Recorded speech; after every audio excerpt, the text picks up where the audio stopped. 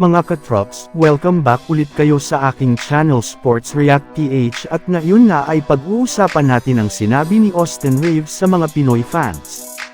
Pag-uusapan na rin nga natin ngayon dito sa ating panibagong video ang balitang naka-top 1 pa nga daw ang ating Gilas Pilipinas sa Asia.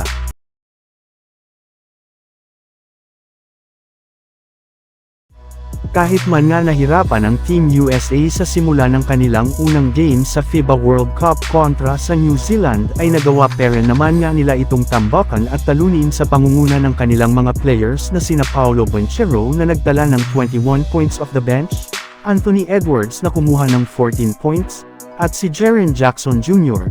na kumana ng 12 points.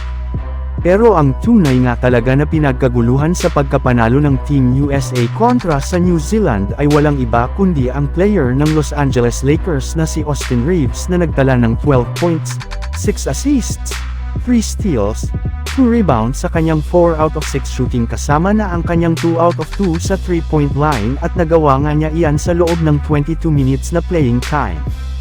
At ang maganda pa dyan ay simula nga sa pagtawag ng kanyang pangalan sa introduction, paghawak niya ng bola at pagtatala niya ng puntos ay sumisigaw nga talaga ang halos lahat ng mga fans na nanunood.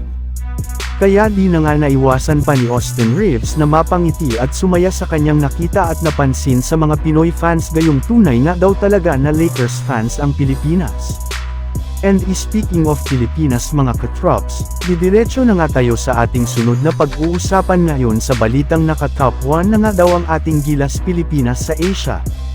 Matapos nang matalo ang Gilas Pilipinas nung nakaraang araw kontra sa Dominican Republic ay kakalabanin rin naman nga po nila mamayang alas 8 ng gabi ang kupunan ng Angola. Pero hindi nga kagaya ng sa Dominican Republic, hindi na nga po underdog dito ang Gilas Pilipinas bagkus mas mataas na nga ang kanilang tsansa na manalo sa kanilang magiging bakbakan. Maliban rin nga dyan ay may lumabas ngang balita ngayong araw na dahil nga sa nangyayari ngayon sa FIBA World Cup ay maganda na nga ang tsansa na makapasok ang ating national team sa darating na Paris Olympics. So far nga mga katrops, ay wala pang Asian teams ang nananalo sa mga laro ngayon sa FIBA World Cup at Pilipinas lamang ang natalo dito ng single digit. Yes, puro tambak nga ang laro ng ibang mga Asian teams. Kaya dahil nga dyan sila na nga ang nangunguna ngayon sa mga kupunan sa Asia.